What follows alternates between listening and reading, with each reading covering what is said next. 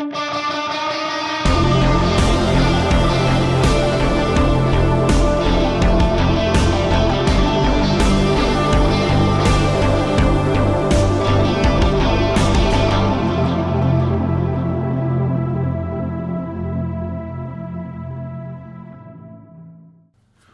guys, welcome back to the Classy channel where every day is a golden moment in time. So I wanted to make an interesting topic video today about water retention.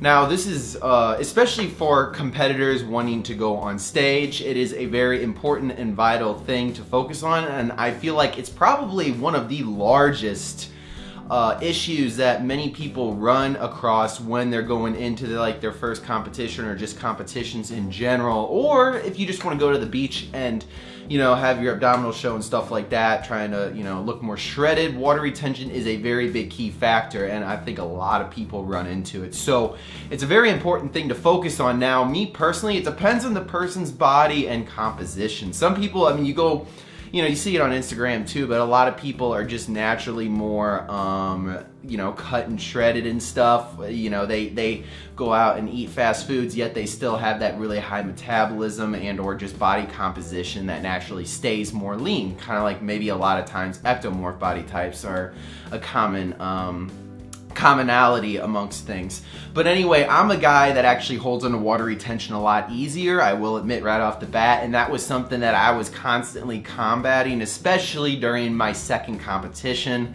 and even into partially my first competition. I wasn't too bad. I was pretty lean for the most part. I had a lean body mass. It was just the fact that I was a little bit watery, nothing too bad. Could have worked a little bit more on that water retention, but that was a learning experience for me. I didn't know too much about how to combat that very well. So now I wanted to share 4 actual things with you guys that are extremely effective with water retention. I think this would definitely help you guys out quite a bit amongst some of you that may just naturally hold on to more water like me.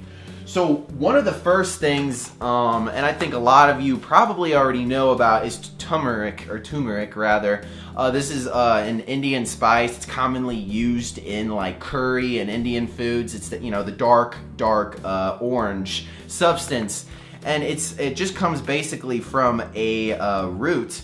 But turmeric is very useful for helping with anti-inflammatory properties, and is full of antioxidants, of course. But this stuff is amazing. You just use just a little bit. I put it a lot of times in my omelets. It adds a little bit of a spicy flavor to it, but it helps with anti-inflammatory properties, like I said. So that can really help kind of cut down on that puffiness and the bloating. And it can also help with digestion too, especially with higher fat meals. Definitely recommend putting that with your fats. Very, very useful substance, and it's a good flavoring mechanism. And in fact, one of the really cool things about turmeric is that it can help with chronic diseases. It can help try to prevent Alzheimer's, cancer, arthritis, which can develop, with lifting weights over the time, putting stress on joints, all that stuff. So it's very useful in that retrospect. The second thing, this is something I feel like is overlooked a lot of times. A lot of people look at parsley, and I think one of the first things people think of is, oh, it's a cool little decorating tool to put on your foods and stuff. Oh, it makes it look fancy and pretty and stuff. But parsley does a lot more than just decorating like an omelet or like chicken or something. It's very light. It doesn't have a lot of flavor, but it is fantastic as a natural diuretic. So in other words, when I say diuretic, what I mean is that it helps flush out excess fluids out of the body, natural diuretic. So parsley is very good to use. I put it on a lot of my foods. It's very versatile. You can use it on almost anything, and it's super cheap. But it really helps flush out that excess water out of your body that your body doesn't need. So I especially recommend that. Super easy to utilize. The third thing, now you guys probably may have never heard of this before, and in fact I didn't really know about it until recently when I looked it up on the internet, but cream of tartar. Now this stuff has been around for quite some time. It is sometimes used as a cooking agent in like baking, like breads, cakes, all that stuff. What it does is it's absolutely loaded and is a very like pure form of potassium. It is huge on potassium. So in other words, literally roughly about a teaspoon of this, which is actually quite a bit, is an equivalent of a banana in potassium, which is roughly around 400 and something milligrams of potassium. What I recommend with this is, I would definitely start with a very small dosage of it. I'm saying literally a third of a teaspoon, maybe up to a half of a teaspoon. Just kind of assess your tolerance.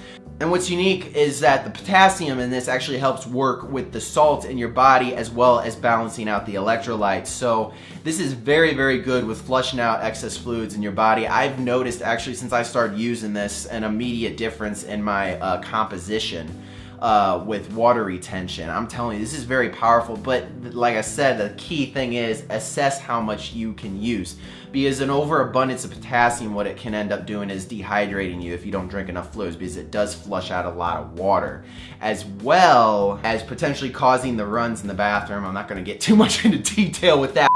That's what an overdose of potassium can cause. So kind of just assess your tolerance with it. But I will say it's a very potent natural remedy agent, whatever you want to call it, to put in your foods. It's got a little bit of a starchy, kind of almost like a tart texture, hence the word cream of tartar. But it's something very useful to try out. And lastly, many of you already know this, no doubt, is vegetables. There's key vegetable groups to focus on with water retention. First, going on one side of the spectrum is the cruciferous vegetables. Those are the ones that can cause a little bit more bloating or gases, which is commonly known for like broccoli and cauliflower. Those are very common. Now, I'm not saying don't eat those at all, because cauliflower and broccoli are loaded with fiber, and fiber is a very important thing for digestion and stuff like that. But at the same time, because of the sugars that they ferment down to, long story short, can cause gastrointestinal issues, which can lead to bloating and stuff like that once it's broken down into the body and intestines. So it's something to kind of watch out for. If it doesn't affect you too much, by all means eat it. I still love broccoli, I really do. I'm just saying maybe don't necessarily make it your whole entire diet of just broccoli, because that could bloat the crap out of you. But the key vegetables to focus on, however, are a lot of times competitors before competitions will eat asparagus, another natural diuretic similar to the parsley that can help release additional water weight. You also have carrots, you have cucumbers, and you have zucchini, which I absolutely love. Zucchini is a very, very good source, similar to cucumber in the sense of like texture and consistency, but it can really help release that extra water weight.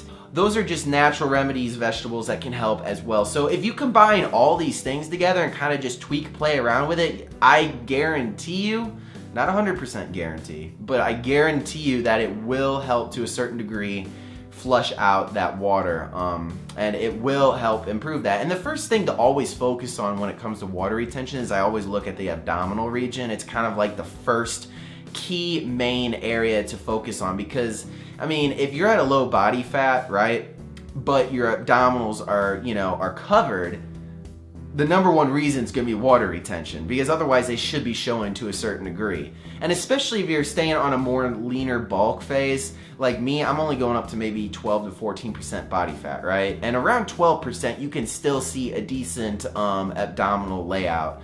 So if that's being covered, most likely you're experiencing gases, bloating, and or water retention, or a combination of both. So that's just something to focus on. But guys, I recommend to try these things out. They're very simple things. They don't cost a lot of money, and they're very good fixes, or decent fixes, rather than running out to the drugstore and buying like a diuretic or like, an over-the-countertop medication for that. I would never even dare touch those when you have these natural remedies, which are no doubt a lot better for you. You benefit more from them, and they carry antioxidants, vitamins, nutrients, minerals, and the whole 9 yards. So let me know what you think of this. I would love to hear your thoughts. Probably you may have tried all these substances already, or maybe I've tried some of them. Whatever the case is, I know for me they have worked, and now I have a better strategy on going into the next competitive season, knowing how to keep that water weight off. So I'm really excited about that just alone. But anyway, guys, let me know what you think. I hope you enjoyed this video. I will be producing more here coming up, as always. And never forget that every day is a golden moment in time.